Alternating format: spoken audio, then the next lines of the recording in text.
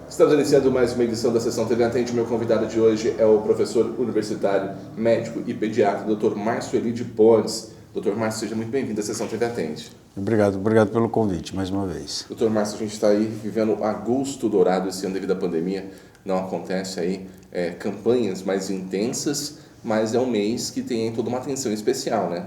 Sim, é o mês, já desde 1992 existe uma campanha mundial de incentivo ao aleitamento materno, tá? Então, devido à pandemia, a gente não está conseguindo fazer como a gente gostaria, né? Então, utilizamos as redes sociais, os meios de comunicações para divulgar a importância da alimentação, do aleitamento materno.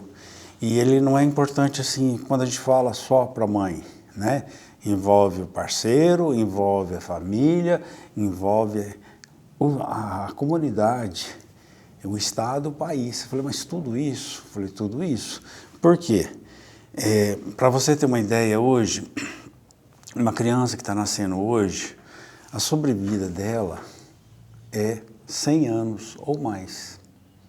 Mas essa criança que está nascendo hoje, ela vai chegar lá com 100 anos com qual qualidade de vida? Tá?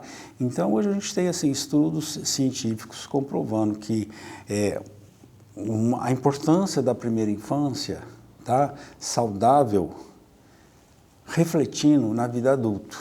Tá? Então, crianças que as mães conseguem amamentar até os 2 anos de idade, são crianças, primeiro, mais inteligentes, têm um QI maior e ficam menos doentes, e não só nessa fase aguda de bebê, mas na vida adulta, os casos de hipertensão, os casos de problemas vasculares, tá? Diabetes, são menores. Tá?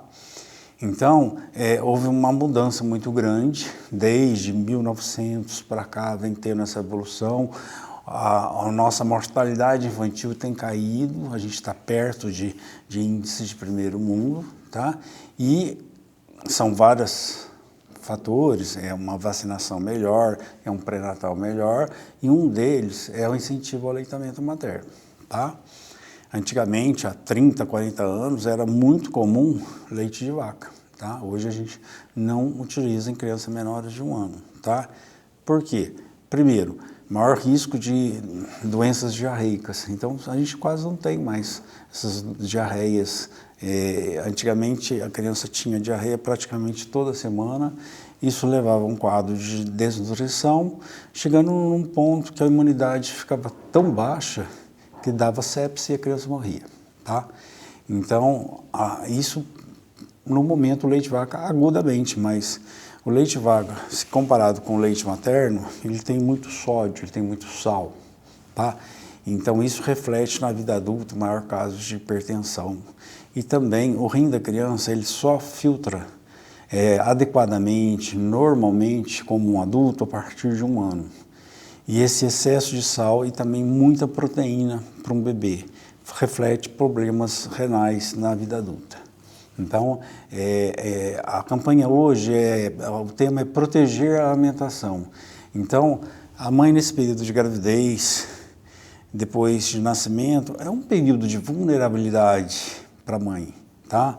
Muitas mães entram em depressão, muitas mães vão ter dificuldade em amamentar. Você fala assim, nossa, é super importante. E quando você lê a teoria, nossa, que coisa bonita, né? E às vezes chega na prática, não. Às vezes a mãe tem uma dificuldade muito grande e 90% dessas dificuldades são resolvidas se ela tiver um apoio de um profissional de saúde, uma enfermeira, um pediatra, família apoiando, isso é importante, tá? Insistir na amamentação, tá? Porque tem mães que o primeiro empecilho que tem na frente já dá outro leite, tá? Então, isso é importante, a conscientização sobre por que o seu filho tem que amamentar. Ou seja, o leite materno, ele só traz benefício para a criança. Às vezes a mãe enfrenta umas dificuldades, mas se tiver todo um apoio, é possível superar e fazer essa amamentação. Tem um período ideal, doutor? Tá, tem sim. O Ministério da Saúde, e a Organização Mundial da Saúde recomenda leite materno exclusivo até o 6º mês de vida. Exclusivo, só o leite? Esse só o leite, não precisa de água, não precisa de nada, tá bom? E é muito comum as mães falar, principalmente avós, vamos dar água, vamos dar uma fruta, vamos dar uma comidinha, e acabam dando, e a criança aceita, e ainda sorri, né? E a gente brinca com as mães, né? Fala, tem a vida inteira para comer. Mesmo jeito que você deu alguma fruta, você deu alguma comida, ela aceitou, se eu pegar uma madeira e pôr cerveja, ela toma. Ela não tem noção do que faz bem ou o que faz mal. Tudo que ela conseguir colocar na boca, engolir, ela faz, tá? Então, só que existe um processo. O intestino, ele está em um processo de desenvolvimento. Dentro desse intestino tem enzimas, tem probióticos que estão se desenvolvendo e que vão gerar processos alérgicos futuros se houver essa introdução muito precoce de alimentos, tá? Então, o ideal, até o 6º mês, leite materno. 6 meses até 2 anos, leite materno mais uma complementação que a gente chama saudável, tá? Então, a gente vai entrar com frutas, a papinha, que seria depois 1 ano a comida, né? Almoço, jantar. Já entramos com salada, com legumes, com proteína, carboidrato. E o errado é assim, começa a se dar aquelas coisas que a gente chama de calorias vazias, né? Bolachas, biscoitos, doces, refrigerantes. Então, se você puder evitar isso, pelo menos até 1 ano de idade, seria interessante. E você muda o hábito da criança. A criança que fica pelo menos 1 ano sem bolacha, biscoito, refrigerante, doces, elas são normalmente crianças que depois vão aceitar, mas não naquele desespero. A gente está passando por um processo que antigamente nós tínhamos muitas crianças desnutridas, né? Hoje a gente está tendo muitas crianças com sobrepeso e obesidade, tá? E antigamente o diabetes era doença de adulto, o tipo 2, e o tipo 1 que tem que tomar insulina de criança, né? Hoje a gente já está com muitos adolescentes tipo 2, ou seja, existe uma falência do pâncreas. Não que alguma doença, algum processo alérgico atacou o pâncreas, que é no tipo 1. O tipo 2 é como se fosse um motor de carro que você força até chegar um momento que esse motor começa a dar problema, tá?